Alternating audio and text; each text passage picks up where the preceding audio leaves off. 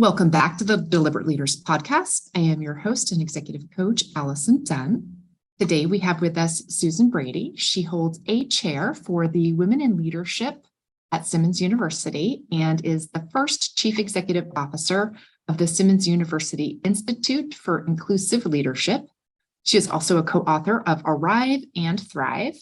As a relationship expert, leadership well-being coach, author, and speaker, Susan educates leaders and executives globally on fostering self-awareness and optimal leadership. Susan, thank you so much for joining us here today. Allie, thank you for having me. I'm so happy to be with you. Thank you. My pleasure.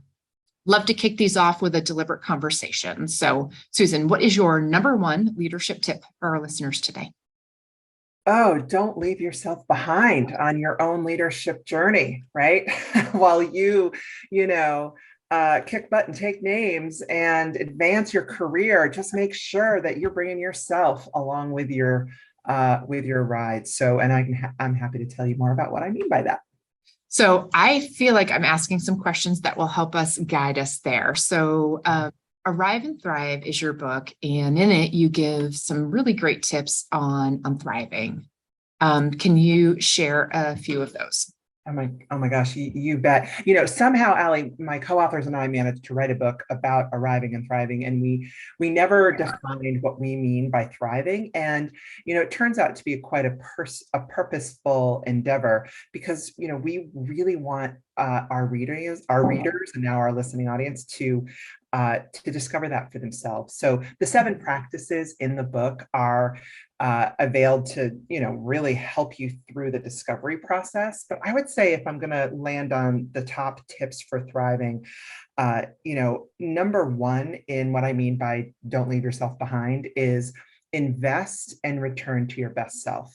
This is the part of us that we're really proud of, that we like being. This is the one I would love for you all to Velcro yourself to. She's the one that doesn't regret what she says or rethink what she meant, and is also just not very, very harsh with herself or others, and therefore able to lead from the optimal place, right? So that's probably number one. If we don't lead from our best self, and we lead thinking that we're better than others, or we lead thinking that we're not good enough, or we question ourselves,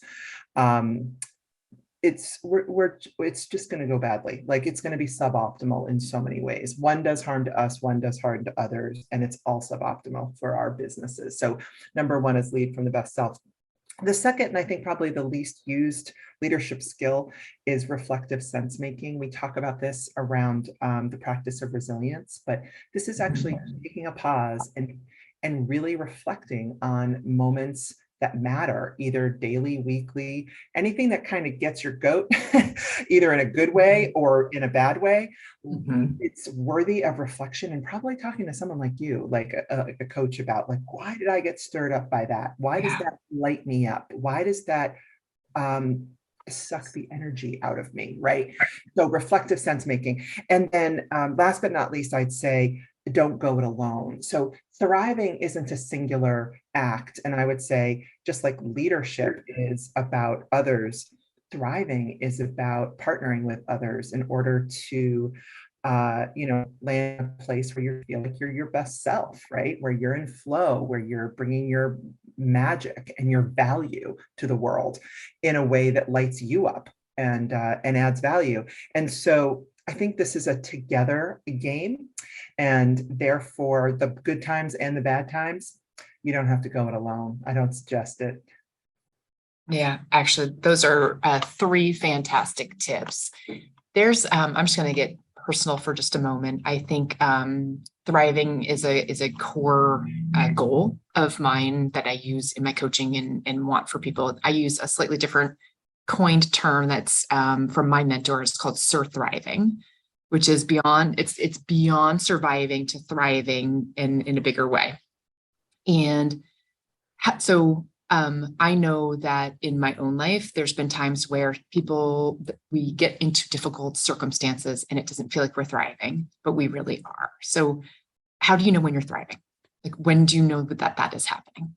Yeah, so I think thriving is like the practice of emotional intelligence, Mhm. and a lot of things that we think are some destination. I think it's a moment to moment, sometimes micro moment kind of occurrence. I don't see thriving as a place we will get to and then be.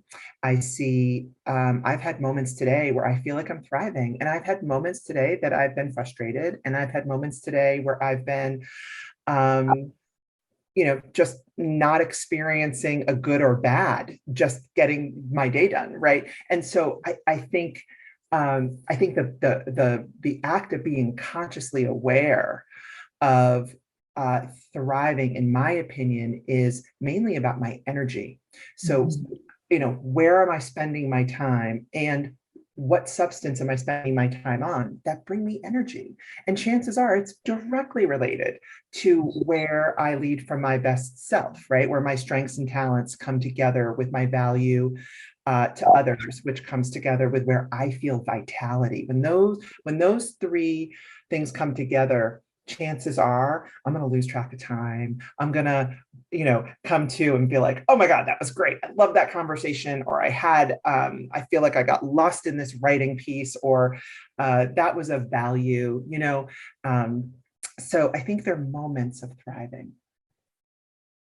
That's a fantastic way to look at it. I think in thinking about my question, like I realized that there's moments where I think people would be like, oh, that's terrible.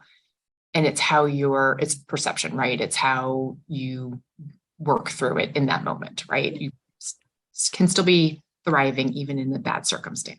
Or Well, I love your surf thriving. I'm going to think about that.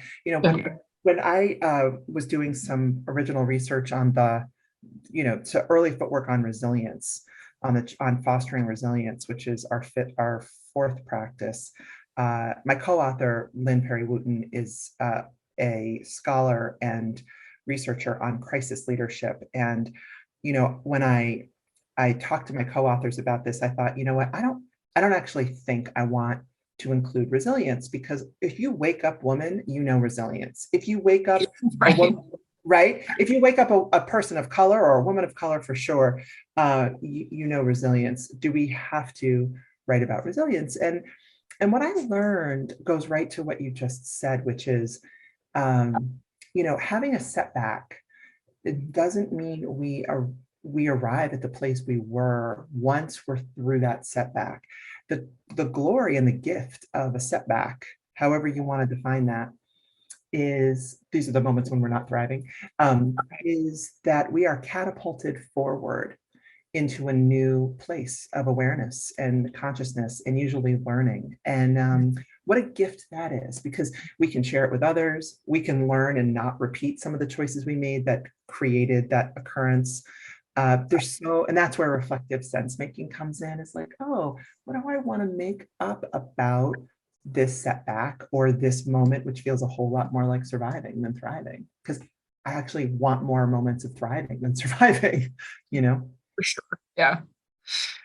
I appreciate that perspective. I also appreciate kind of your focus on like well-being. Mm, I'd like to just dive in. There's a lot of leaders that men and women are coming at it from not a healthy perspective. And so can we just talk about how well-being, when we ignore that, like what happens? right. Well, look, it's funny. I just worked with a bunch of doctors last week who were diving in, female doctors diving in about their best self. And when we talked about what enables our best self versus what blocks our best self, the enablers can really fall into three categories. They are personal practices that we put to use. So this is what we can do more of or less of for ourselves. These are relational dynamics that feel good to us when we're, connecting in certain ways with certain people.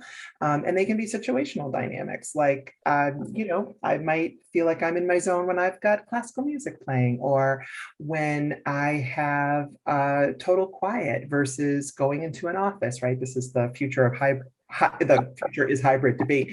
But The thing about well-being is a lot like thriving, Allie. I believe that well-being is configured by each of us. What enables my best self and my overall feeling of well-being is something I am on a journey to discover. There's no prescription, nor would I offer to other people any shoulds about their well-being. What I would invite people to do is take time to think about when I'm at my best, right? Either as a mom or a dad or a partner or a daughter or an employer or a boss or a manager or just a good doobie going to work. When I feel like I'm at my best, what's true? Maybe I worked out. Maybe I moved my body. Maybe maybe I got 8 hours of sleep. There's some things that maybe I have something to look forward to this weekend, or I have a great meeting coming up. I think it's part and parcel to paying attention.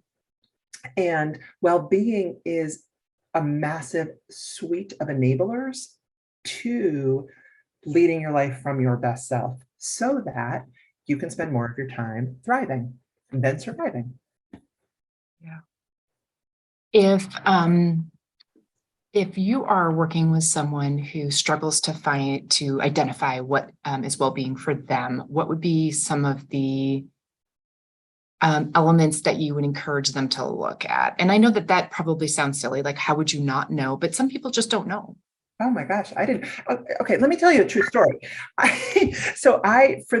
When I was looking at well-being and thinking about what practice with my co-authors we want to connect it to, we ended up actually talking about well-being in our first chapter about best self and also again in resilience.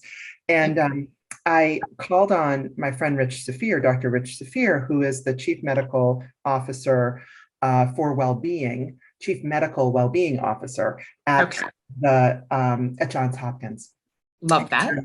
He just wrote a book on well-being, and I should have the name of it right here because he's doing all this hoopla. Anyway, Dr. Safir, I said I was ready with my notebook to hear what he had to say and then write down like whatever his prescription was about like what am I doing that I need to do for prescribing myself my own well-being practices. And what he said is well-being is whatever you think well-being is. But then he said something that really gave me a hall pass.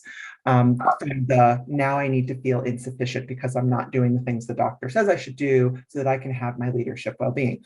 And he said, the name of the game is to do more of what we know makes us feel better about our body, mind, spirit, and less of what doesn't, right? And again, he was less prescriptive, and we therefore we talked to the chief wellbeing officer at Deloitte as well. My co-author Janet Foutty is the executive chair of Deloitte, so we interviewed their chief wellbeing officer, and a lot of this comes down to paying attention to your energy and what gives you energy. If you need to move your body and make exception for that time to do that.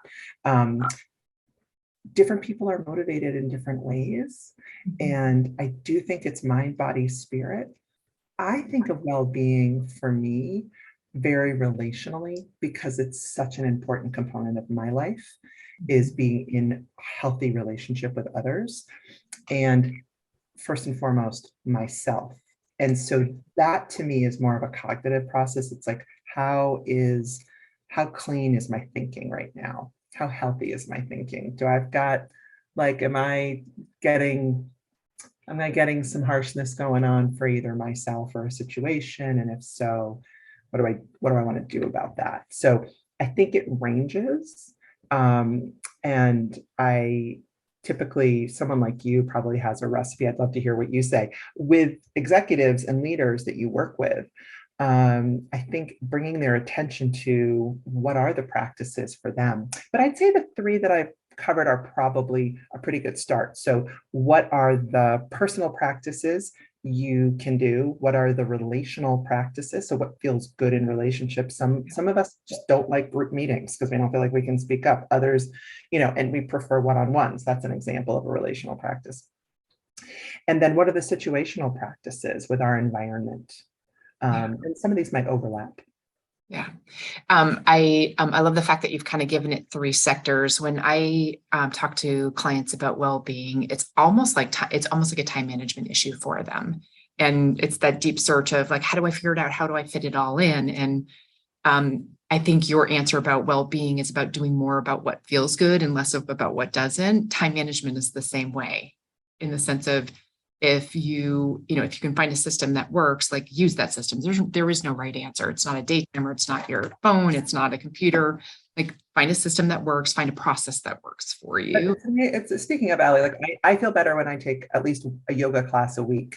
If I don't put it in my I know several people like that. Right. If I don't put it in my calendar, I won't go. Come Wednesday night, I'm just like, oh my gosh, especially I live in the Northeast and it's like, It's dark. Yeah, it's so dark now. So yeah. So planning for it in the way that we manage our time, because I feel like people put that up as the most common obstacle to it. And I think, my favorite saying is, you are your most important client, right? So, and your time is your greatest diminishing asset. So you might want to reserve a little time for yourself. Yeah, at the beginning when I said don't leave yourself behind, yep.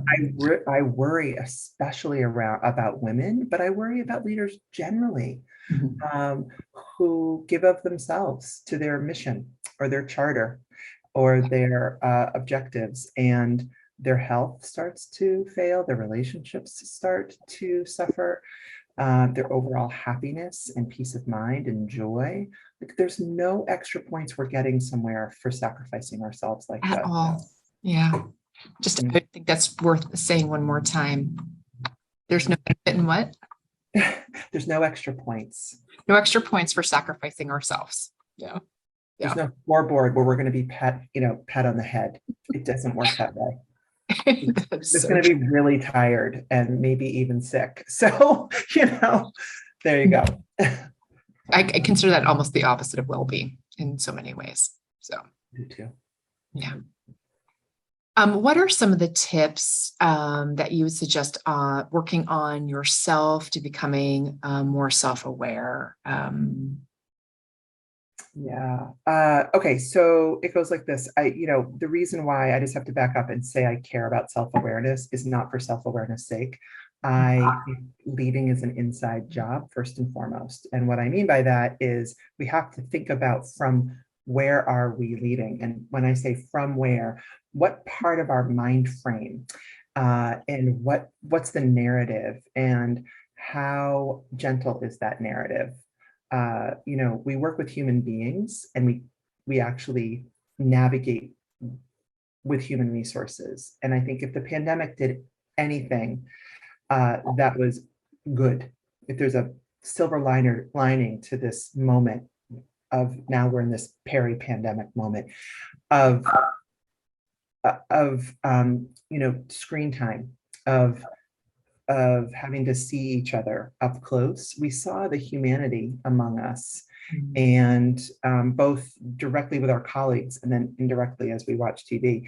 And, I would say it's the human being that wants to be valued and seen and cared for at work. And so the way we connect, first and foremost, is we're aware of the tone we have, of our energy. Are we in a rush? Are we annoyed? Are we frustrated? Or are we trying to do something because we feel badly about ourselves that we haven't done enough? Like, checking in with that, being self-aware, because what we think and feel drives what we say and do. And if what you think and feel drives what you say and do, you got to start paying attention to what you think and feel. Because what we say and do is our impact. It is our impact, full stop. It creates the narrative of perception about us in every interaction. So, gosh, we really start to have to pay attention to this. So the job of self-awareness to begin is to start to notice. My first 2 books were about coaching and mastering your inner critic. And that's a game of noticing sort of Am I letting the harsh voice inside my mind either go after myself in, ways that aren't helpful, or go after others? And when I say go after, usually, Ali, you know this, we leave our worst behavior for the people who love us the most. The most. Yeah, typically we're not going to say what we really think at work, but let's just don't kid yourself, folks. Like, people read it off of you. If you think you're right and they don't understand, you don't have to say anything. And it's also felt when you don't think your voice is worthy. The energetic backing away from the table because you just don't know if you have a valid point, or that you can speak up and it'll matter. That's leaving a lot of value on the table, unheard, unknown. So I would say, the first step in self-awareness is noticing. And then, after that, well, I won't go into the other steps of centering, but it's a moment-to-moment practice, is checking in. I'd say the way to become aware is start to notice when you get heated and or down. So when you're starting to notice what your narrative is in your head,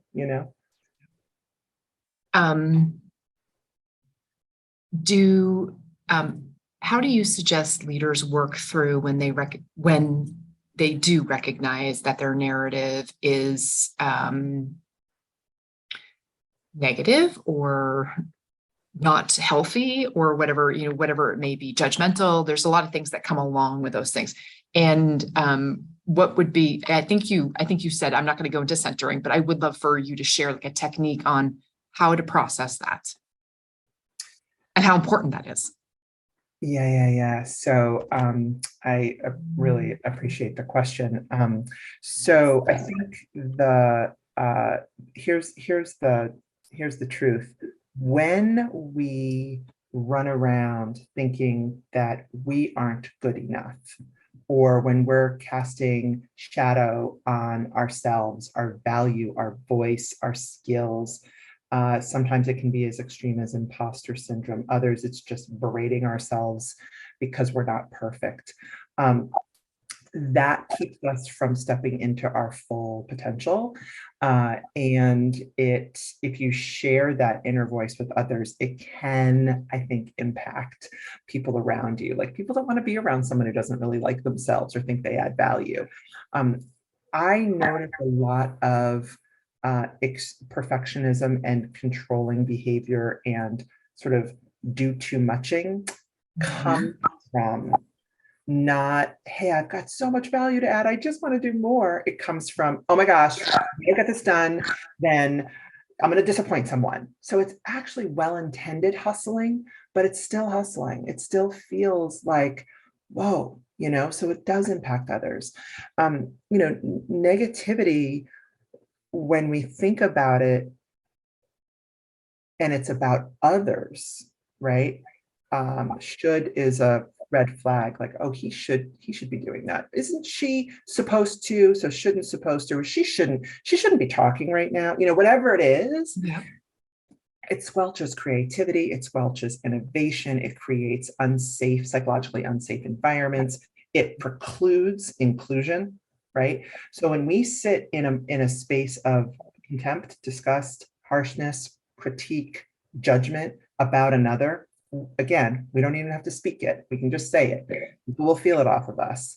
It literally erodes collaboration and oftentimes best results. And so the impact of negativity can kill an organization. And the smart ones defect. They get out after a while, So it is, I think, leading responsibly and leading thoughtfully requires first noticing, and then before you speak, coming back to a place of centeredness to your best self. And that journey back might take a couple seconds when you're triggered, like, oh gosh, she had a tone just now, but I'm gonna pause. I'm going to take a breath. I'm going to assume best intention and reply in a way that I feel good about, right? And sometimes it takes us days when we're triggered. And that means you don't, you don't go after the person or the conversation or the debate if you are at risk of looking back at your own behavior and regretting it. So I'm really calling for some cleaning up of our own behavior. And it's shocking to me, Allie, how some of the smartest people, the most accomplished people will defend their bad behavior, myself included, because self-righteousness feels good, right? So when I see something that I'm disappointed in, I go there as well. It's like, welcome to being human, Susan. And then I have to catch myself, which is hard because, as you know, we're not intrinsically motivated to stop being self-righteous. We are intrinsically motivated to stop feeling not good enough. But when it comes to how to get things done the right way around here, if people would just follow me, everything would be fine, right? So that's a common refrain. So we're not allergic to it. So we have to start being. That's the harder part. Is like, maybe I should listen to her. Maybe he has a learning and something to bring to the table. Is that possible? Like, maybe she has value to add, right? It's so indulgent to think that we know better. And yet, we run into this all the time. I'm sure you do too. Yes, definitely. In your book, Arrive and Thrive, you touch on fostering a culture of belonging and inclusion. And I would love for you to share how we as a society maybe could do it better. Oh boy, that's a biggie. I know. But I think it starts with, and I love the question because, we're approaching in the United States some potentially even more volatile political times. We've got a very sort of tricky world we're living in, and it's just getting trickier, more divisive. And so I would say, when we talk about belonging, here's what it is. It's I value you for the unique things you bring to the table, and you feel like you can be yourself, right? So you're valued for your uniqueness, and you feel some level of safety to come in and give of your gifts. And so when we're in conversation outside of work, in work, and you're confronted with someone who sees something different, I would say the most skillful way to navigate belonging or to foster inclusion is to lead with genuine curiosity. It's gentle curiosity. It's it's refraining from talking somebody out of whatever they think and probing why, how, where. Tell me how you got there. I want to see from your angle what you see, because we can't possibly see or know what others see and know or think. And it doesn't mean that we're going to agree, but it means we honor them just in the questioning. So if I could wave my magic wand, I would say, the future does belong to the learners. And my friend Richard Leiter, who's the purpose guru of all purpose gurus, says the future belongs to learners, not the knowers. And boy, if we could instill this in every conversation, wouldn't it be a better society, right? Yeah, for sure. It's rooted in respect. It's rooted in respect that you have actually something of value to even come to the table with. And we devalue others when we think they're not like us, or when we think they don't agree with us. Got two final questions. We kind of we dove into the concept of thriving and the tips on how to get there and what that looks like. But there's the arrive part to the title. And I don't want to just overlook kind of the baseline of what does that mean to arrive? Well, look, I think in the context of leadership is please don't give up. Arrival is is awakening the identity of a leader and in you. And that is not an identity that a lot of people want to embrace, because look around. Last I heard, leaders, we get blamed, and it's a hard job, and what people often forget, women in particular, is when you're in a position of leadership, you have choice. You can restructure some things. You have power. You can get things done differently than they're done before. So arrival is it's not just positional, it's arrival at a state of giving of your gifts at highest capacity. Again, it's not for me to tell anyone what that is, right? I, like you, like running the show. I'm not going to lie. I'm better as a leader. And I let other people, do their thing around me. My job is to stay out of the way, Allie, but I don't really like being told what to do. So for me, my own arrival was really stepping into leading at the highest levels.